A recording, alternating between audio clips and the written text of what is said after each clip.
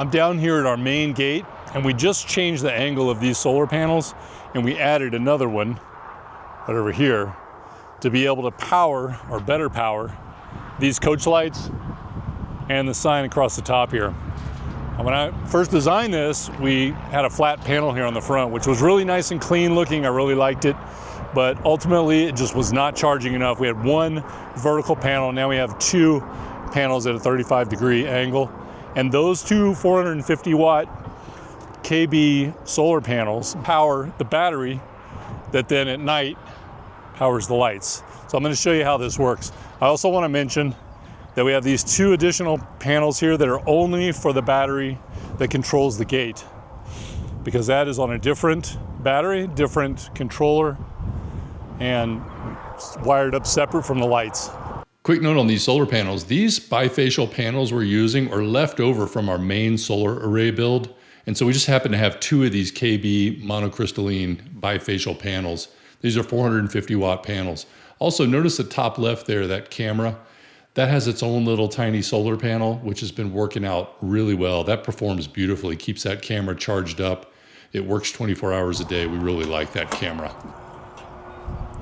These two sliding pin latches hold this entire rack in place, so I can just move that out of the way, which gives me a little bit easier access to the electrical panel here. It just rides on these two little pin hinges. And when I pull it out of the way, I'll get a strap out of my truck and just tie it to the gabion basket to prevent the wind from blowing it around. Here's a little connectivity box we have that runs from the panel into this electrical box, which then goes to the battery and all of the components and then up to the lights. This is my NorthStar NSB battery, and I'll break the name down here. NSB just stands for NorthStar battery. 210 is the capacity rating in amp hours, and FT just means front terminal. The Blue Plus designation is NorthStar's premium tier. This is built for higher heat tolerance and longer service life than their standard batteries. This is a 12 volt, 200 amp hour sealed lead acid AGM battery using the thin plate pure lead technology. The realistic usable capacity is about 100 amp hours if you want it to last. And we paired this with the Victron SmartSolar charge controller. The MPPT stands for maximum power point tracking. The 250 is the maximum photovoltaic input voltage, and 100 is the maximum charge current in the amps to the battery. TR just means threaded cable connections. The VE.Can is the networking protocol. It's basically just built-in Bluetooth that allows me to wirelessly monitor this charge controller. I have not downloaded that or connected it yet. I'll show you that in a future video. The three LEDs indicate the charge state. Bulk delivers maximum current to roughly 80% power in the battery. Then absorption holds the voltage steady to finish the charge. And then float maintains the battery once it's full. Connectivity couldn't be easier. You've got your positive and negative battery and PV terminal connections there. And then this little timer, this is fantastic.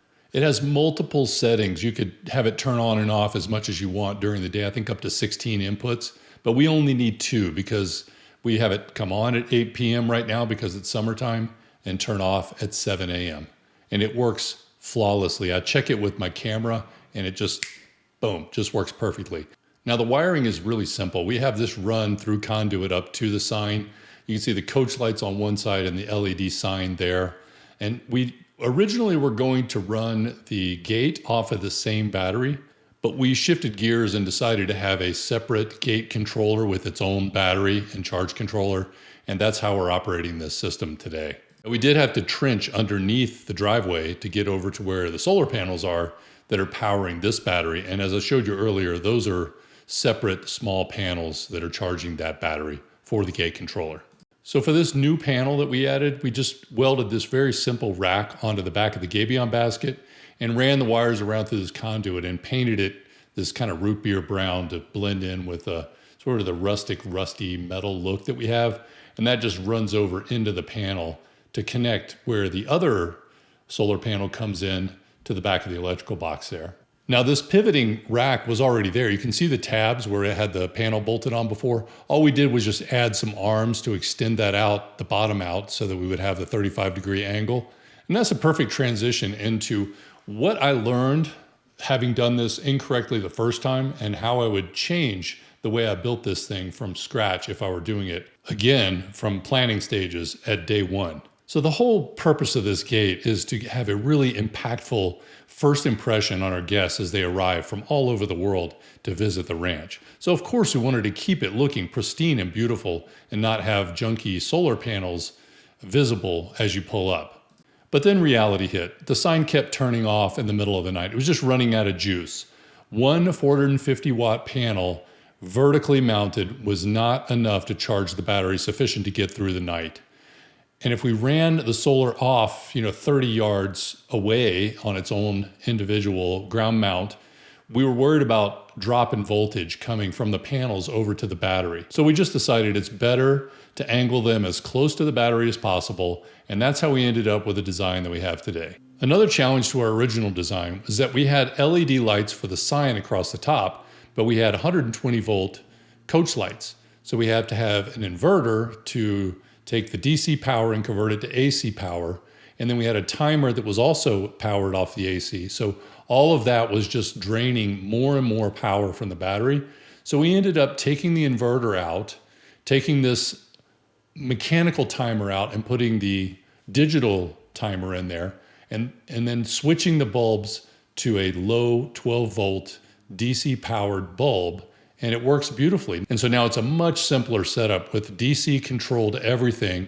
All we need is a charge controller and no inverter. It runs everything and it stays on all night long. I check it every morning prior to 7 a.m. to make sure it's still on, and it is. So I think we've really got a great system. The challenge will be whether or not this is going to hold up during a severe weather event, multi-day storm. We'll see.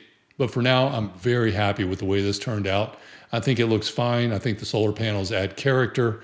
We've got 35-degree panels all over the place for the camera, for the gate controller itself, and now for the lights. And it is what it is. We're in a remote location. It's not feasible to try and run power from a pole. So everything here is fully solar powered. If you'd like to see the complete build of this gate from conception through construction to completion, I'll leave that video right here.